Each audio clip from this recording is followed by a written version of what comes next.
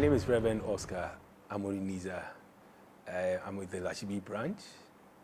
I started PMI since its inception. That's 25 years ago.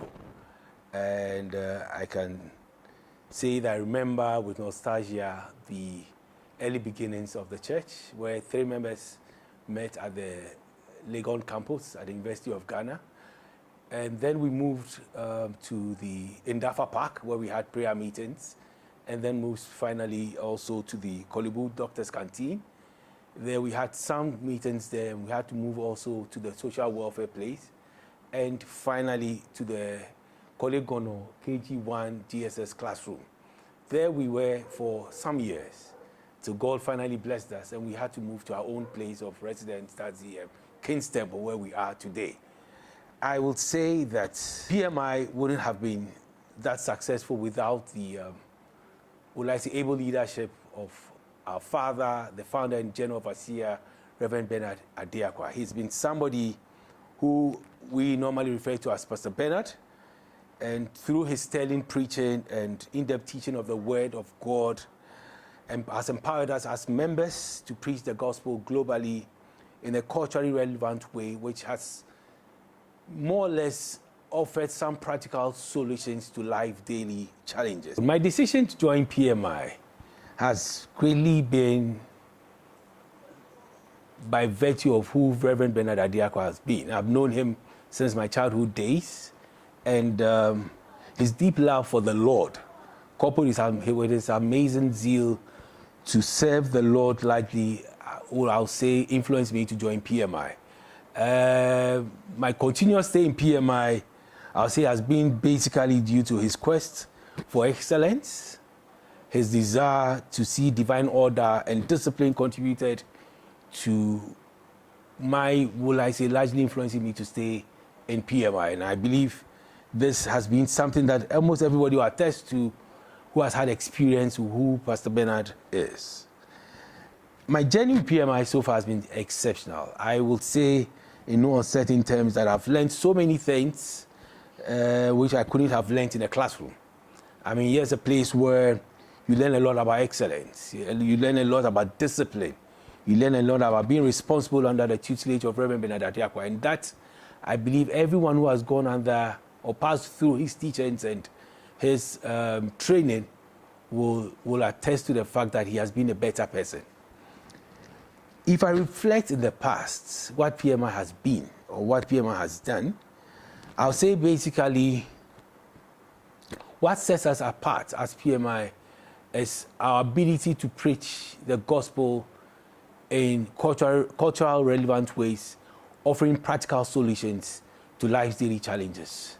Why do I say this? I say this because some of the programs, the flagship programs that we've held so far, in which we are still holding some, goes to confirm the fact that this is what the vision of the church is all about. We've had issues like flagship programs like the Meal for Life, where we offer meal or feed the deprived people in society. We've had other programs like the Educational Fund to support the needy at tertiary level, where we give scholarships to brilliant but needy students. And for now, I'll say over 500 people have been beneficiaries of this program. Now, the health fair, I believe we all know about the health fair, where we do donate blood to the Kolibu Blood Bank, and that we do on an annual basis. There's another program which I would say has been an encouragement to the youth, basically where we are in Mamprobi Choco. It's a mentorship for the youth. This has encouraged most of the youth to want to go to school and earn an education for themselves. It's an area where education in the time past had been pushed to the back, but now with the location of the church in that vicinity and the youth being more or less brought to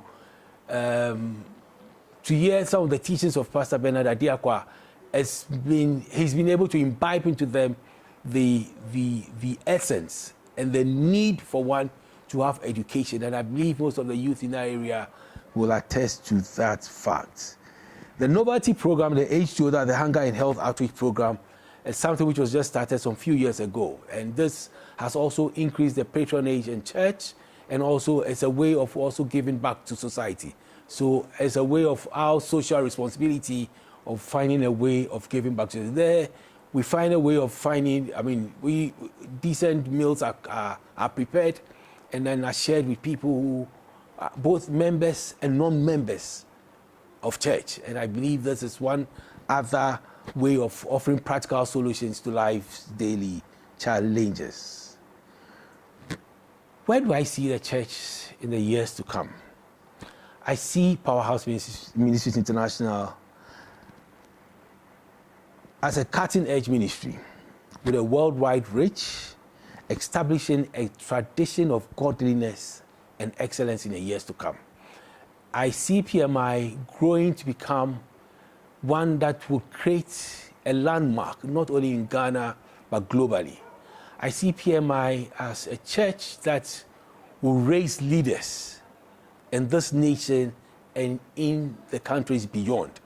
I see PMI inculcating in the youth who will finally become leaders in the future with values of truth, values of excellence, values of accountability, values of transparency, values that will impact their generation positively and make this world a better place. Before I end, I would like to express my personal appreciation first to our Father in heaven for making all this thing happen. 25 years has seen us through. And one would say, Ebenezer, thus far the Lord has brought us. But secondly, thanks must also go to the General Overseer, the founder of Powerhouse Ministries International, our own father and mentor, Reverend Bernard Ade-Akwa. He's been somebody, I'll say, like the Bible said, a child is born, a son is given. Indeed, has been one that God has blessed us with. And through his tutelage, through his teachings, through his, his leadership, God has brought us this far, 25 years. And I want to say a big thank you to him for his strong emphasis on kingdom principles, praise and worship, leadership training, marriage, and family development, which has contributed immensely to our quality Christian growth and brought us this far in our Christian journey. To Pastor Bernard, I say, Ayiko.